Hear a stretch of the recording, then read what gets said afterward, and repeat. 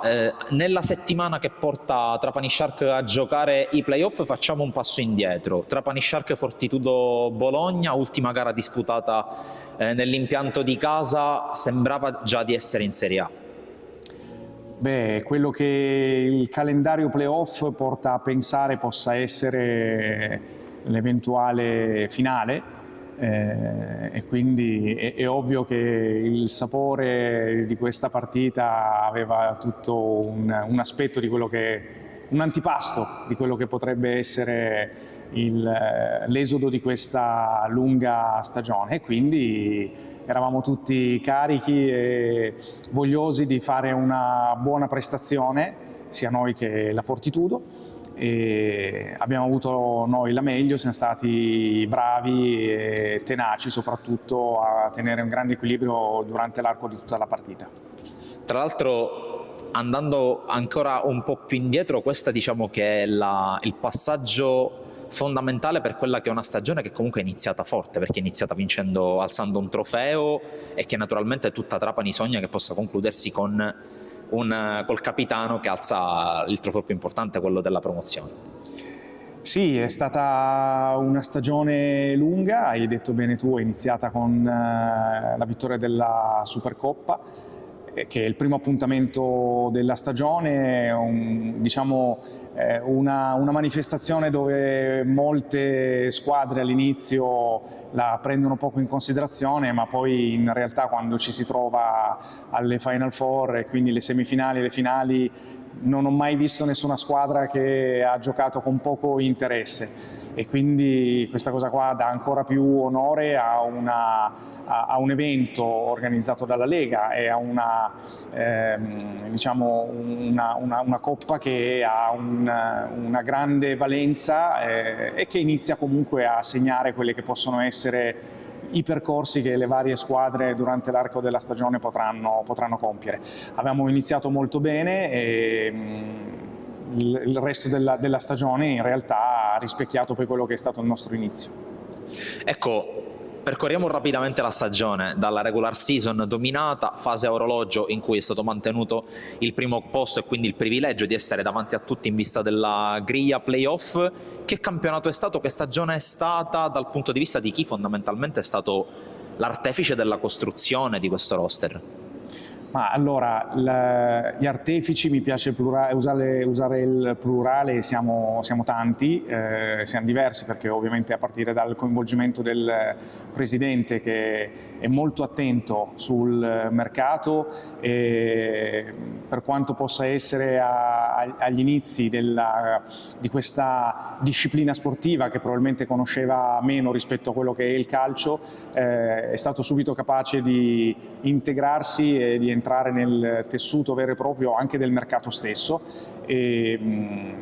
posso tranquillamente dire che i colpi di mercato più importanti fatti durante l'estate sono stati merito suo direttamente, ovviamente su consiglio di Daniele Parente, su una condivisione con Trovato e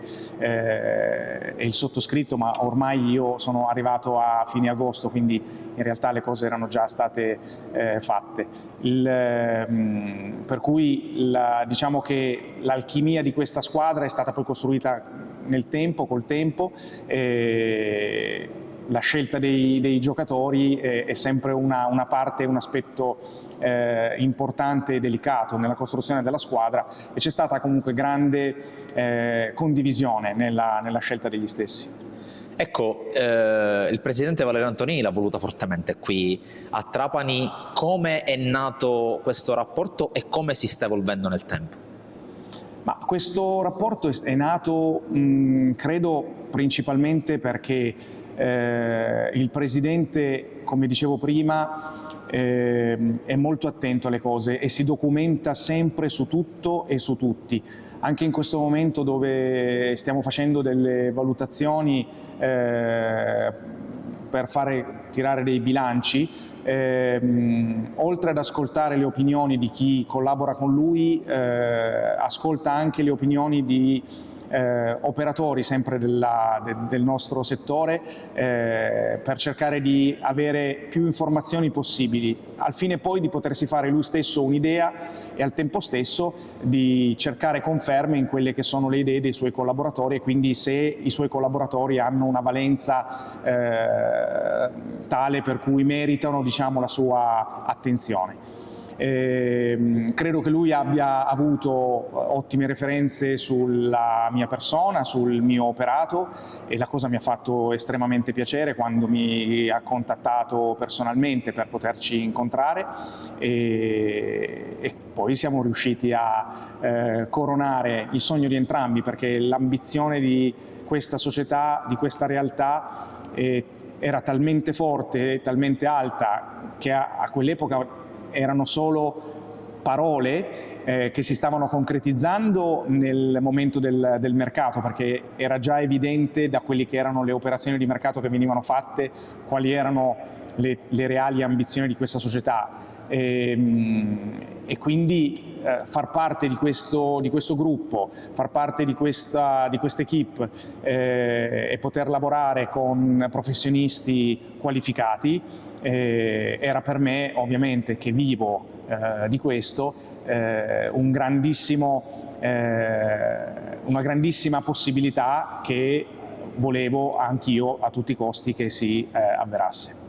Ecco, mercato che per il Trapani Shark fa rima per quanto riguarda appunto il pre-playoff con due pezzi da 90 come Stefano Gentile e Amara Ribegovic. Come sono nate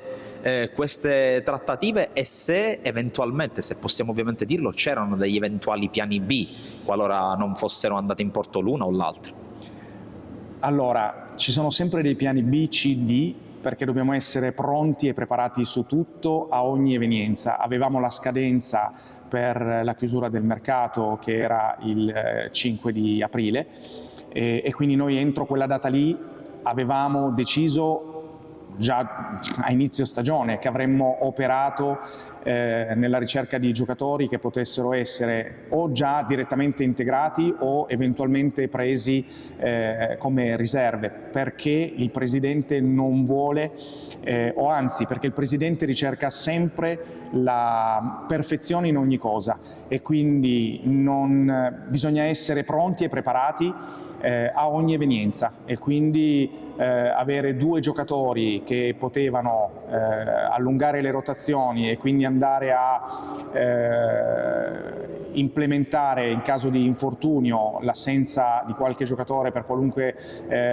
necessità, avere due giocatori in più diciamo che ci permette di mantenere sempre lo stesso livello di prestazione. Per cui non abbiamo mai smesso di operare durante tutto l'arco della stagione con continue telefonate da parte del general manager trovato, dal sottoscritto e il presidente stesso, che in prima persona, come dicevo prima, è sempre attento e operativo nel contattare società, nel contattare procuratori